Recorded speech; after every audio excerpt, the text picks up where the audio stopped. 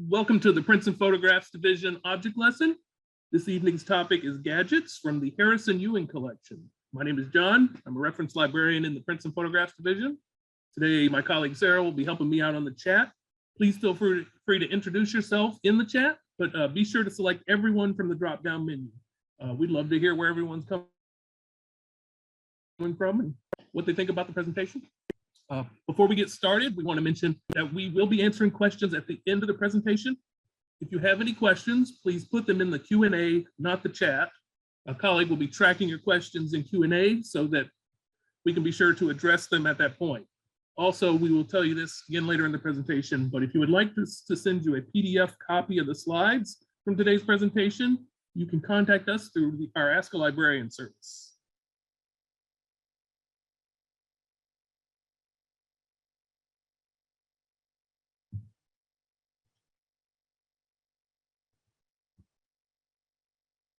Before we dive into some photographs, we wanted to give a brief introduction of the Princeton Photographs Division. Here we are showing a picture of the Library of Congress's Capitol Hill campus, where we have three main buildings. The red arrow there points to where the Princeton Photographs Division is located in the Madison building. You can see a picture of our reading room there on the right. Our reading room is open Monday through Friday, 8:30 to 5 p.m. You can contact us in advance to make an appointment and make sure the material you want is available, or you can drop in. After getting a reader card, we welcome everyone, 16 and older.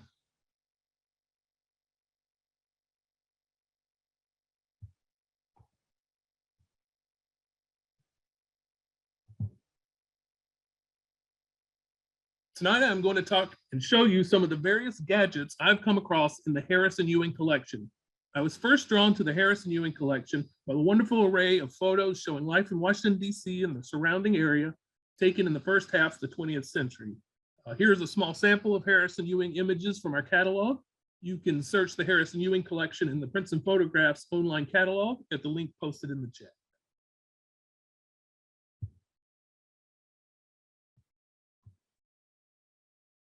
Amongst the Harrison Ewing photos, I noticed that they had a particular interest in inventions, machines, mechanical devices, and things like that. That's not so hard to understand if you think about it. People living in the first half of the 20th century were seeing major technological developments, which were changing the way they lived on a fairly regular basis. A person living in the first half of the 20th century saw the development of cars, planes, radio, motion picture, all of which were continuing to be improved, while people like Thomas Edison, Henry Ford, and the Wright brothers were internationally known figures. It makes sense that a company taking news photos would want to try and capture what may be the next new thing that would influence your life. When trying to come up with a term to cover all these types of devices, gadget seemed like a good fit, as it gives the idea of a mechanical device, but it's broad enough to cover a wide array of items. I hope you enjoy the photos I've found, and we have a few mysteries we still need help with. We'll talk about later.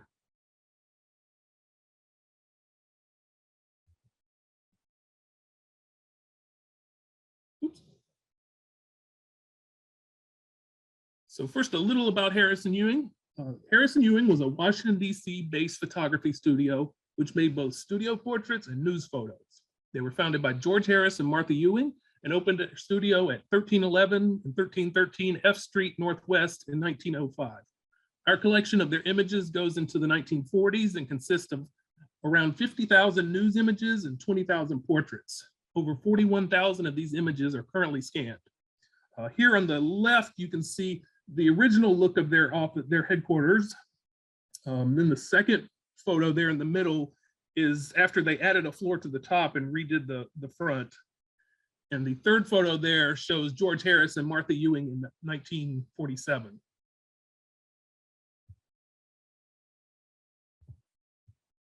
So I'd also like to introduce our Flickr photos for you.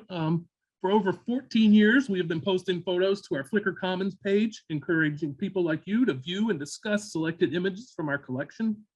Some of the images we post are just there for you to enjoy, but others have limited or no caption information, and we would like viewers to gather more information, identifying information, which we can add to the photos catalog records. We've received lots of good information over the years, which has helped us improve our catalog records, but there are still more that could use your help. On several occasions, I've posted mystery sets of images from Harrison Ewing, which have no caption information, but that I think you're interesting and think someone out there might be able to identify. I'll talk a little more about some of these mystery photos we put up in the past and some that are going up tomorrow later in the presentation.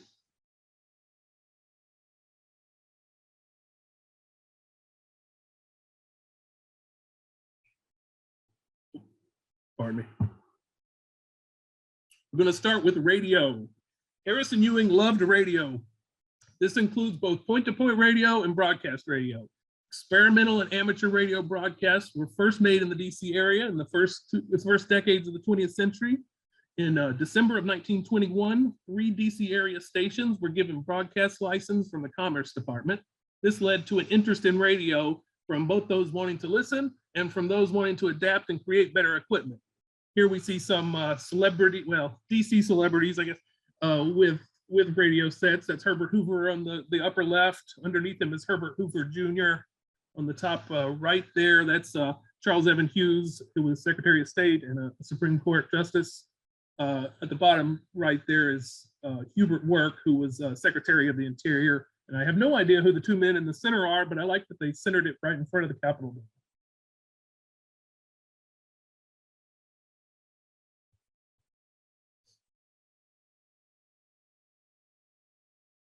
The Navy and Coast Guard were early adapters of wireless telegraph as a method of communication between ships and to warn ships of danger.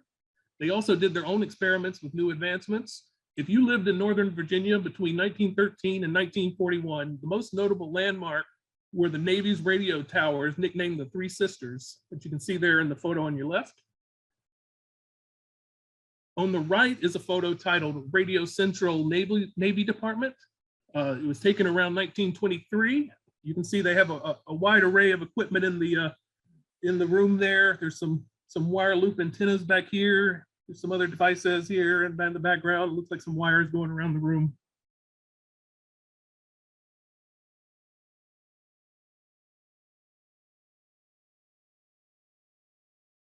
These 2 photos show Coast Guard activities with radio. The first photo, taken in 1923, shows future Commandant of the Coast Guard, Frederick C. Billard, broadcasting Coast Guard news over the radio. The second photo, taken in 1928, shows the newly launched cutter Chelan with state-of-the-art radio equipment. The caption says that it picked up an SOS and towed a schooner on its maiden voyage, thanks to the radio.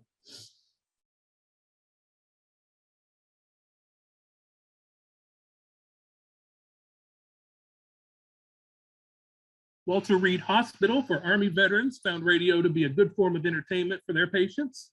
The first photo here on the left, taken in 1923, shows 2 men listening to a radio. That must have been successful because in 1924, they acquired a large central radio unit at the hospital and installed outlets from which the patients could plug in their headphones and listen, as seen in the second photograph on the right. According to the Washington Post of July 27, 1924, the radio operated from 4 p.m. to 11 p.m., tuning into local stations, as well as some more distant stations up and down the East Coast, and occasionally transmitting concerts performed on site for the bedridden patients who were unable to attend in person.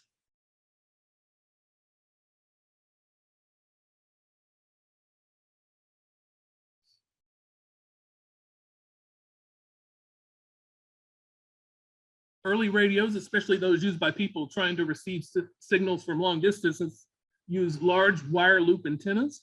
Here we have 2 examples. The first one was taken sometime between 1923 and 1929 and shows a man with an antenna larger than he is. If you look closely, you can see that icicles have formed on the wires. The second photo on the right shows Dr. James Harris Rogers, an inventor from Hyattsville, Maryland, which is just outside Washington, D.C.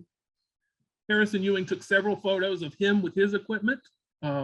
This photo was actually taken just a few months before his death.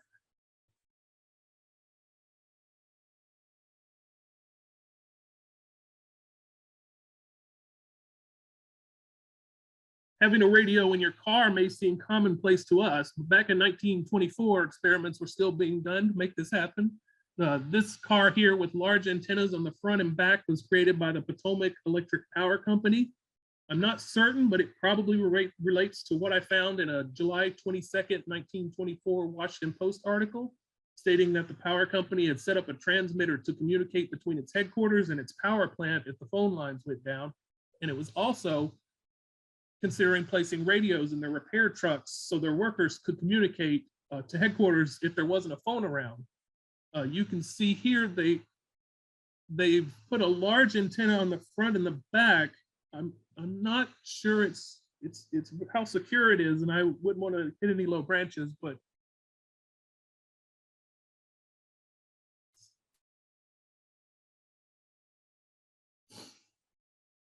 portable radios may make you think of a boombox or Walkman, but in the early days of radio, they were a bit larger. The caption from the Marine Corps photo on the left says, "This portable radio outfit used by the U.S. Marines in their maneuvers at Wilderness, Virginia in 1921. Many Marines are trained as signalmen, and the radio is used as an essential part of the signaling equipment."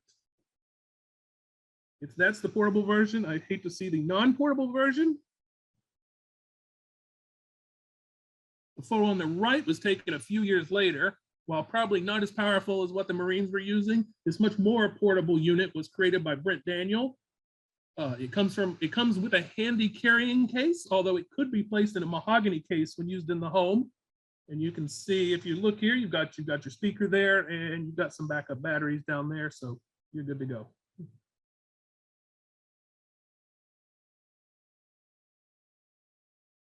I don't really have much additional information about these two photos, and I'm guessing neither product ever took off, but they are amusing and show how wide the interest in radio was. The man on his left has put a radio into a straw hat. What I wonder is how much of the space in the hat was taken up by the radio. The caption on the photo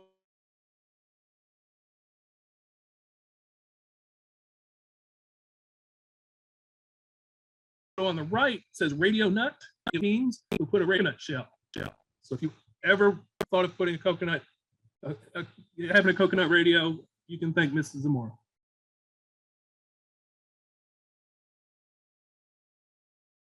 And to end my section on radio, this photo showing a young child in a barber shop getting their hair cut while listening to a coin-operated radio. For a nickel, you could listen to the radio. Doesn't say how long it lasts, but apparently a red light would turn on right shortly before your time was up in case you wanted to put in another nickel. No word if this made cutting a child's hair any easier or more difficult.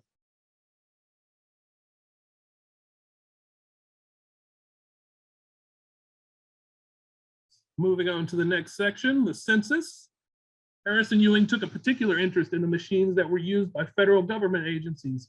The census has always been a large and time-consuming task, but the nature of the questions made it a good candidate for automation. Herman Hollerith, shown here, worked for the US Census Office creating machines to aid in tabulating census data.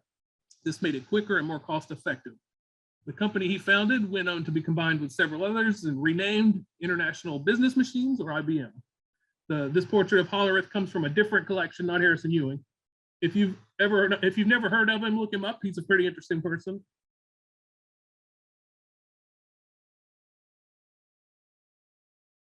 One of Hollerith's big innovations was to create hole punch cards, which could then be read and counted by machines. Punching the cards would have been the first step taken at the census office when the written forms came in. The photo on the left shows a woman in a Navy uniform using one of Hollerith's pantograph machines, an early machine for punching cards. The user would move the arm back and forth and up and down to punch holes on the. So you would move this around to punch the circle here, and it would punch the hole in the card. While these were used at the census office, this photo was probably not taken at the census office, but somewhere at the U.S. Navy during World War I, since it shows a Navy Yeoman F, which were the female Navy recruits. I should point out that these inventions went on to be used by many other government agencies and private businesses, such as the insurance industry. The second photo on the right shows the machine that replaced the pantograph. As you can see, the user can punch the holes with the keys on the right and move and change the cards with their left hand, making it faster than the pantograph, which required the user to move the arm to and fro and it was slower to replace each card.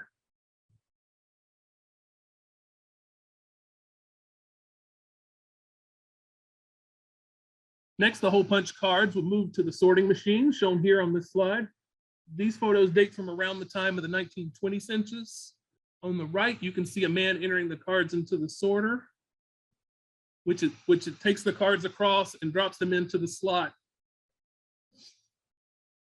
that it's sorting for. And so the woman there is looking at some cards in one of the slots. So the card goes in here, goes across, drops down.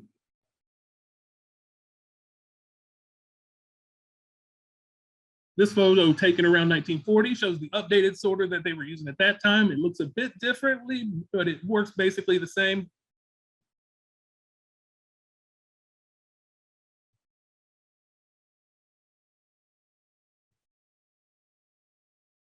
The final census machine photographed by Harrison Ewing was the tabulator. These two photos from 1917 show its two main parts. You would put a stack of punched and sorted cards in the tray on the left photo. It would read through them, adding up and compiling whatever field you wanted it to, and printed the results on a sheet of paper, which you can see in the open door on the second photo. So this right here is a sheet of paper. When it's closed, these things hit mark and tabulate whatever you've asked it to tabulate. There's a picture and a slideshow. Here's a couple more photos of people using the tabulator. So you can see they put the cards in one side and they go through.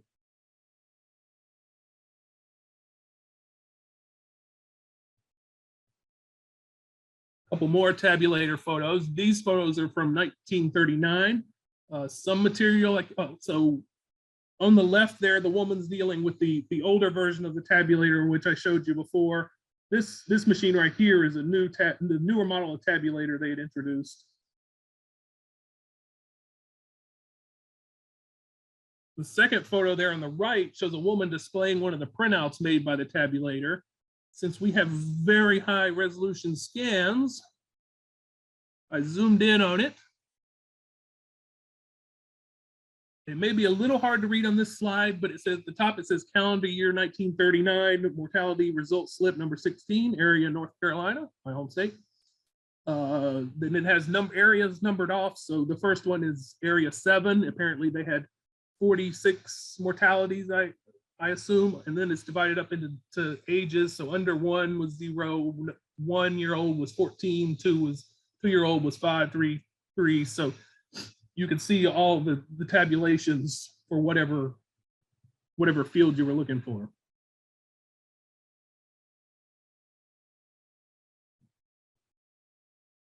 And one last census-related photo I found in Harrison Ewing that I found interesting. This caption says, Social Security Board goes into the census reports, Washington, D.C., January 12, 1937. Anticipating heavy demand for proof of age in connection with Social Security benefits, the Census Bureau began today to film 26 million names that have been recorded in the last 2 censuses. These 2 censuses will contain facts which will be of value in ascertaining the age of persons attempting to qualify for benefits of the Social Security Act. And since I wasn't actually sure, I looked it up. The Social Security was passed in 1935. They first gave in lump sums in January of 1937, and then regular payments started in 1940. What we have here is essentially a camera stand. It's very similar to the ones we still use today. I got my coworker to take a photo of a camera stand that the library is using. So you can see here, it's pretty much the same. We might have smaller cameras and LED lights these days, but the principle is still the same.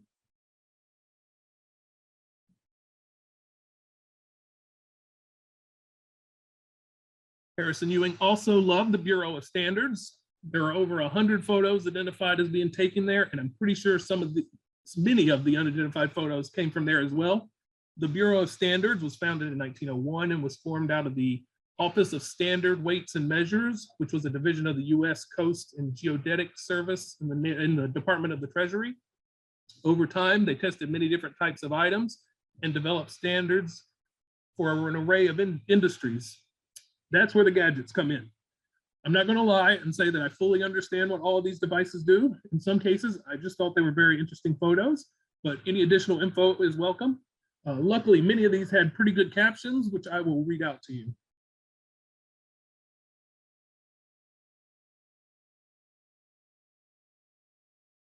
So both of these photos here show Herbert L. Whittemore, chief of the engineering mechanics section.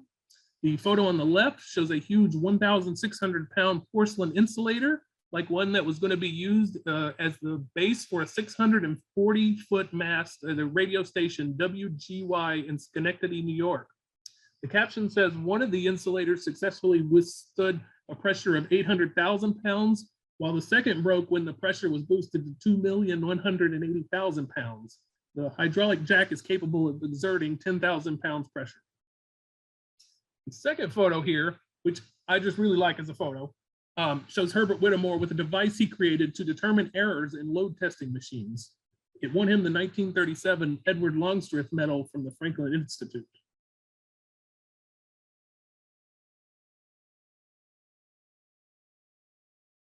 So now we'll move on to some more entertaining machines. The two on this slide were built to test baseballs. The caption for the first one on the left there says, Bureau of Standards designs mechanical batter to determine the liveliness of baseballs, Washington, D.C., February 21st, 1938. Using a newly designed apparatus, the U.S. Bureau of Standards today began experiments to determine the relative home run qualities of American, national, and international baseballs. In conducting the test, a scientist pulls the trigger of an air gun loaded with a wooden projectile representing the slugger's bat. The projectile strikes the baseball, causing it to fly toward a ballistic pendulum. After each such hits, the scientist takes a reading on the pendulum. It tells him how hard the ball hit the pendulum and whether it was a home run, a double, etc. Obviously, this is a posed shot, as it's not actually showing the baseball in motion, and I doubt you would want to put your face that close to it. The second photo on the right shows what happens when they took the device out to the ballpark. Caption says, baseballs undergo outdoor tryout. The government's test for velocity of the American and National League baseballs went out into the open air today. Having learned all about the traits of the pellets within the laboratory, the Bureau of Standards transported its paraphernalia to Griffith Stadium to let the baseballs be shot from the air gun and fly where they may. So neither of these captions actually said what the results of these tests were. So I searched around and I found a New York Times article which said that the balls from the National and American League were practically the same. It also said that the machine in the second photo had no difficulty in putting the ball over the fence with every swing, knocking on average 367 feet.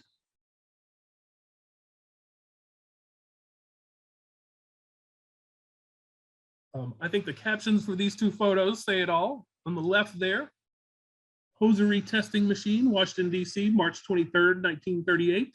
At the request of the General Federation of Women's Clubs, the U.S. Bureau of Standards has developed a hosiery testing machine. The machine stimulates the force acting on a stocking at the knee and garter clasped in use. A survey was made of women's full-fashion silk hosiery from retail stores throughout the U.S. to provide a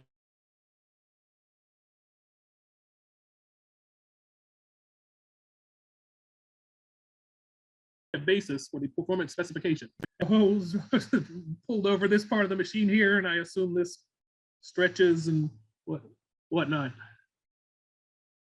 There on the right, we have shoe tester E.L. Wallace, acting chief of the leather section of the Bureau of Standards, shown with the endurance shoe tester. The tester holds 8 shoes to test walking, steps, and sole construction. I just love, it looks like it's a little treadmill, and it has little walking feet that just continue to walk in a circle. I feel like this would make a very good like art piece, or just something to have in your living room to talk about.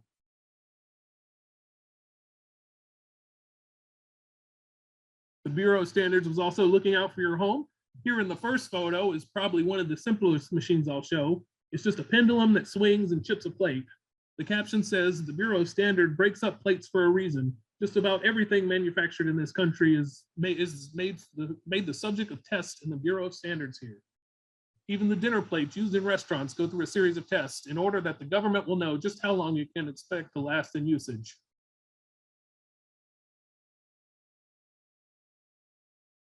On the right there, The caption says, "How much wear will your carpet stand?" Washington, D.C., March 19th, 1938. A machine that produced the bending, slipping, twisting, and compression of the pile that takes place when your carpet is walked upon has been developed by the National Bureau of Standards to test the durability of carpets.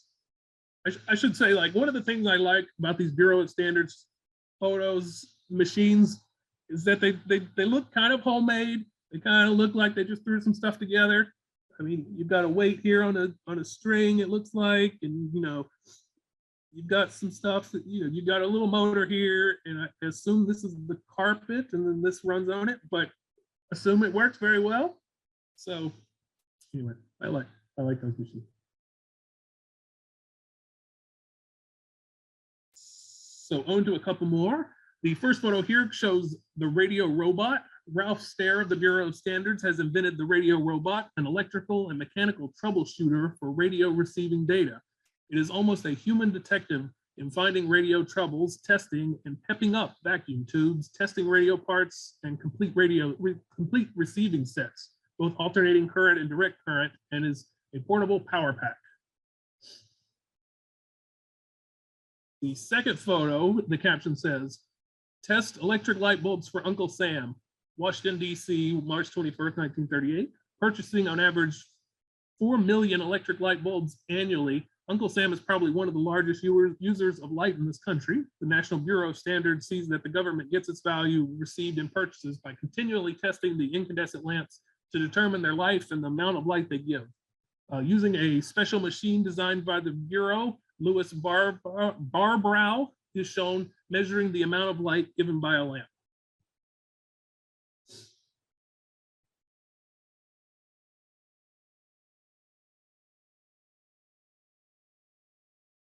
And for the last photos from the Bureau of Standards, my two favorites.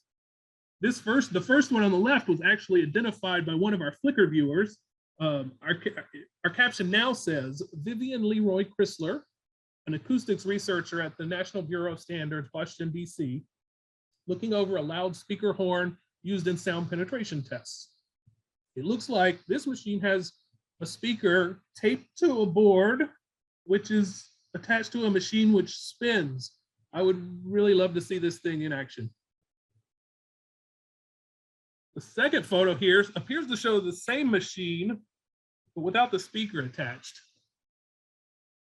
The caption says, "How to improve theaters for talking motion pictures is a problem now being tackled at the Bureau of Standards. Theo Chrysler of the sound section, who looks like he is imprisoned in stocks, is really studying the echo effect in this room, and his body and the observing instruments are enclosed so as not to interfere with the tests."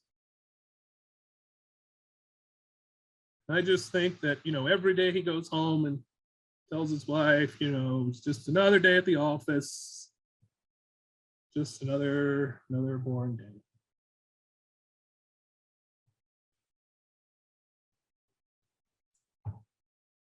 All right. Harrison Ewing also took a special interest in the work of inventor Charles Francis Jenkins, who often went by C. Francis Jenkins. I first want to say there are some discrepancies in the sources about Jenkins, but I'll try to give a short bio. He moved to DC in 1890 to work as a stenographer for the federal government. His first big invention was the Fantascope, a movie projection system. He started work on it and later acquired a partner to help. They showed their first film at the Cotton States Exposition in 1895. The two later had a falling out, which led to some lawsuits. After that, for a short while, he ran his own automobile company.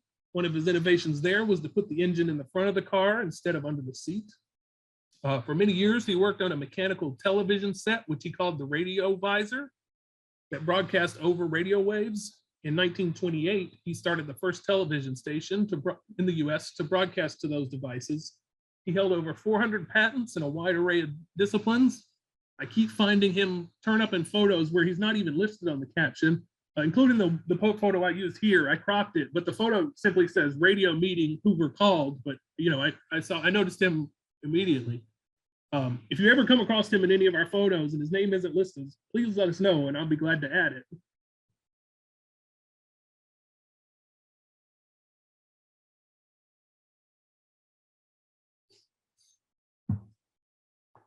First photo on the left shows his apparatus for sending weather reports over radio, invented in 1926 and tested out on several Navy ships. It sent a little weather map, which was more useful than just knowing that a storm was heading from the east. I don't know if you can see it very good on the slide, but this is the little weather map that would print out, and it shows the where the wind and the storms are. The second photo here shows the results of his experiments in shielding radio interference from a plane's engine. At the time, people were shielding the engine to avoid interfering with the radio. He found if you shield the radio, it works just as well and is much easier to do. And I wish I knew why this guy has a switch strapped to his leg, but if anybody knows, I'd be glad to add it to the record.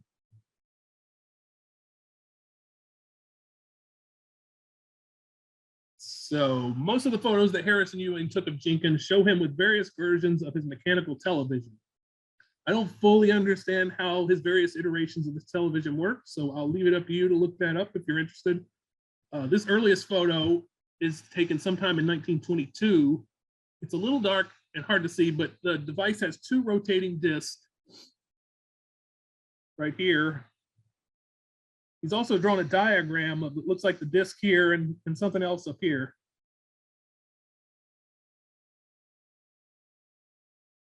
So then we move on to 1923. These two photos show another version of the device with four rotating discs here on your left. And I have to say, I'm not clear which one of these is the receiver and which one is the device that sends the signal. If I understand some of the descriptions I read correctly, some of these discs are NIPCAL discs, which have holes of varying radii. Each of the holes scans a line of the image and sends it out over radio. The machine Jenkins would show off in 1925 had a resolution of 48 lines. Here's another photo of Jenkins with some of his equipment. In the second photo there, it appears to show a dancing girl. I guess that's on the screen there. I should point out that one of the problems with the early mechanical TVs was that the picture was rather small and the images they transmitted were more like silhouettes than detailed pictures. That's part of the reason they never caught on.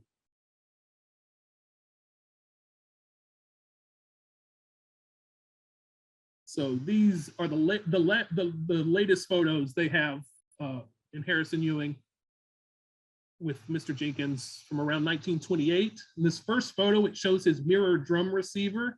At some point, he changed how he wanted his TV to work, and so he adds this drum receiver, which has a series of mirrors, from what I understand, a series of mirrors offset on this round drum here, and they would reflect into a screen. The second photo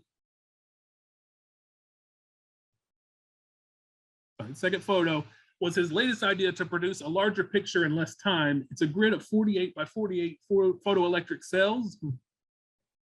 Unfortunately for Mr. Jenkins, mechanical televisions never really caught on.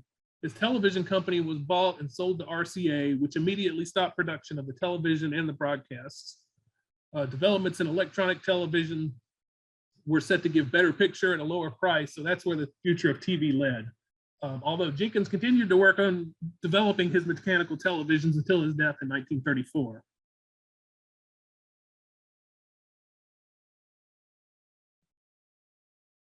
There are a few more gadgets that don't really fit in any category, but I wanted to show. So we'll start with these two photos from 1924.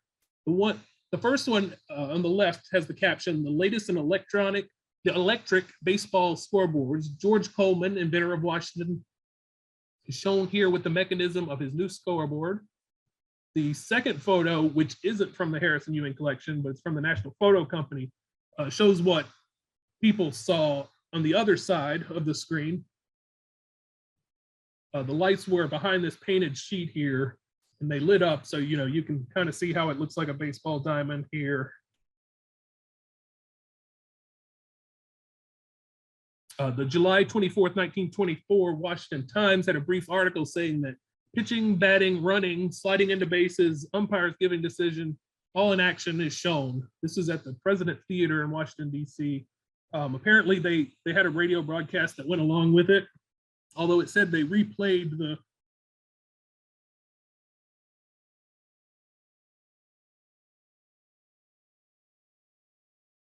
game later in the evening for people who had to work.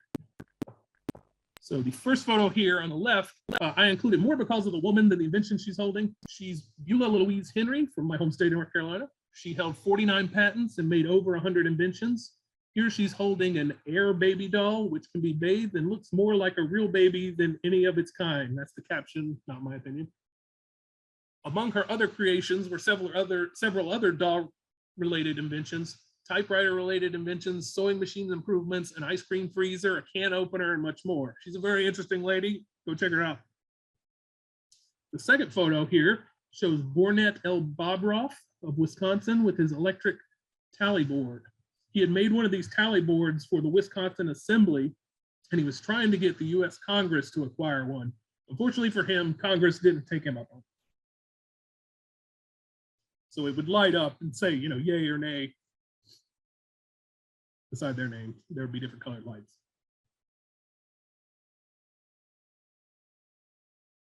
Okay, last two photos, and then mysteries. I just really like this first photo. It shows a woman using a dictaphone to type notes. The way the dictaphone worked is someone would have originally spoken into it, and it would record it on a wax cylinder. The wax cylinder would be in this part of the metal case here. Then, in this case, she would be listening to the wax cylinder and typing up whatever the person said. And you can listen to it as many times as you want. There's no caption to this photo, but the neighboring photos appear to be from the National Recovery Administration offices, so this may be where it was taken also. And this last photo here shows a model of the Binney railplane invented by George Binney of Scotland. According to the journal Railway Mechanical Engineer, it was demonstrated in Washington, D.C. on August 3rd, 1934. I'm not really sure why the ladies are dressed as sailors. It would have been a propeller-driven rail car that would have gone over a traditional rail track. So there would have been a traditional train down here, and then it would go over on this kind of track here. He said it would go up to 120 miles per hour. I think a lot of people doubted that. He built a small 130-yard full-size version in Scotland, but unfortunately, no one ever bought into his invention.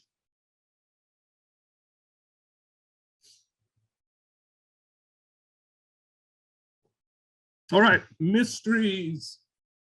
We don't get any special effects budget for these presentations, so just imagine there's some eerie music and smoke and weird lighting and all that. Ooh. If you go to our Flickr Commons page and click on albums, you'll find one titled Mystery Photos, What's the Story? Not all the photos there are related to gadgets, but I usually try to pick ones that are interesting, even if you don't know what's going on in the photo. Anyone can figure out why there's a lady typing on a shower. I would love to know. If you can figure out that photo, I owe you. These are all photos which came to us from the Harrison Ewing collection with no captions. And so we're letting you, the viewer at home, figure out what they are. If we think it sounds correct, we'll add the description to our catalog record. I used some of the past photos already in the presentation, but here are a few others that people have identified.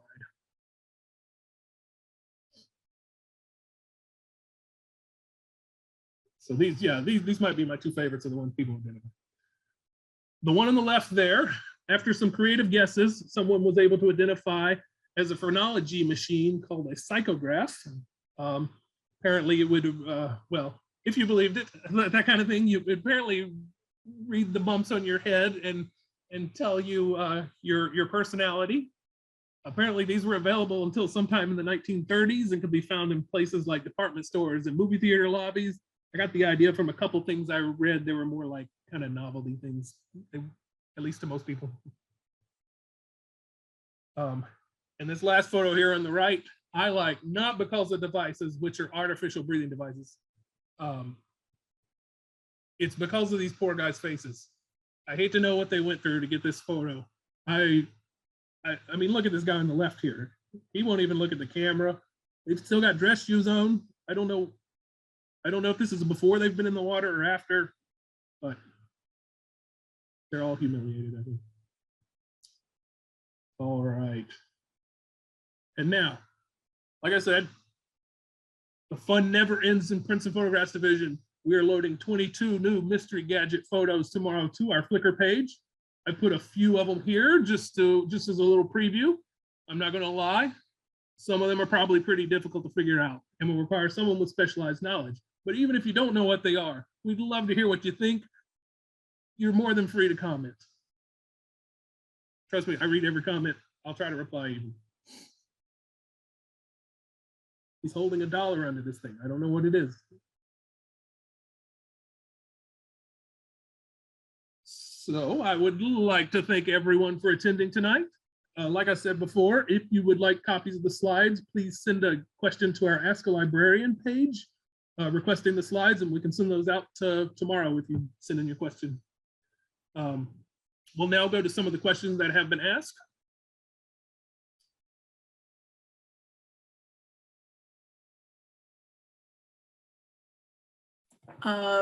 There was a comment about your, you mentioned a button on a man's leg. And Yeah, I think the comment, you saw that? It's a telegraph key? No, I didn't see it, sorry. Okay, it's a telegraph key strapped to the leg for sending. Oh, okay, okay. And I could see if you're in airplane, you might want. Yep. Go ahead. Somebody else commented that they have visited the Library of Congress many times and would love to use it, but it is so grand that they always feel overwhelmed. And I'm trying to quickly look and see if there is a general orientation in the main reading room. But what I see is the ability to make appointments in the main reading room. Of course, you're always, so here's the main reading room appointment system, and that means you get to have a conversation with a reference librarian. It might help you ease your discomfort. And of course, you can always make an appointment in our reading room, and I'll throw that into the chat. I don't see any other questions. So, and I would like to remind everyone that, you know, this is your library. This is America's library. You know, you don't need some, you know, research topic to come into our reading room. We're glad to, if you want to come visit, if you just want to see some stuff, if you want to look for photos of your town, if you want to just see funny cat photos, because I know where the funny cat photos are.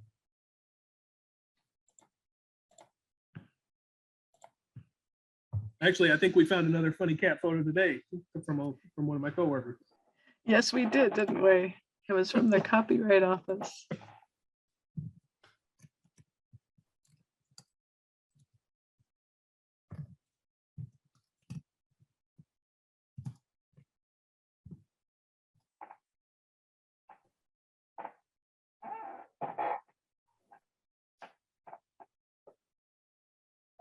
We have up to 15 more minutes of time. So if you have questions of John or comments that you want to make, feel free to put them in the Q&A or the chat. I'll take any question at this point.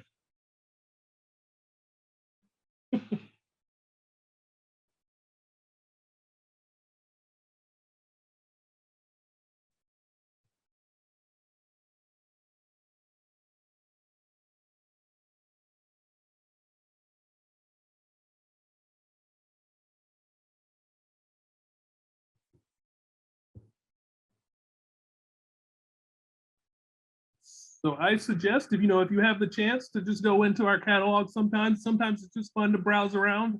Harrison Ewing is a great collection to start in since they have so many different topics and they span a pretty wide time period. You can see lots of famous people. You can see lots of weird things, lots of crazy things going on in the Capitol, parades, events, inaugurations, lots of Congress people. You can identify old Congress people in the 20s and 30s. You'll be impressed.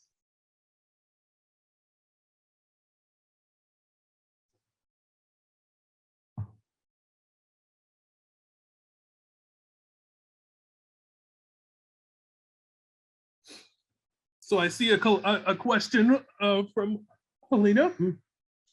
So how did I find these photos? So truthfully, you know, at first I think at first I was drawn. Well, first when I looked through Harrison Ewing, I came across photos that say they actually say no caption. That's just our title for them. For ones that didn't come with any sort of caption, and I don't know. No caption is sort of like a for someone curious like me, it's just like asking to be investigated. So I think that's where I started, and that led me to look through, you know, some other photos, and there's other captions. Some Harrison Ewing captions are pretty brief and don't give you a lot of information, and so, you know, looking for information on those photos. So, you know, because while it's nice to have a photo that says no caption scanned, no one's going to find it in a search. So if we can give it some information, it can get used. That's what I like.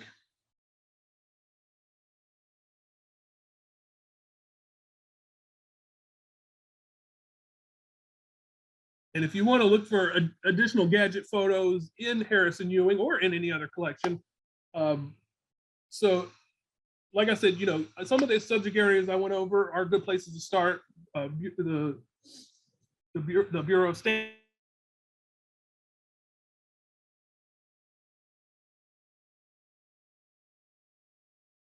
Standards, census, you know, we'll pull up things, say they're a good one. In some cases, you just have to be a bit more creative.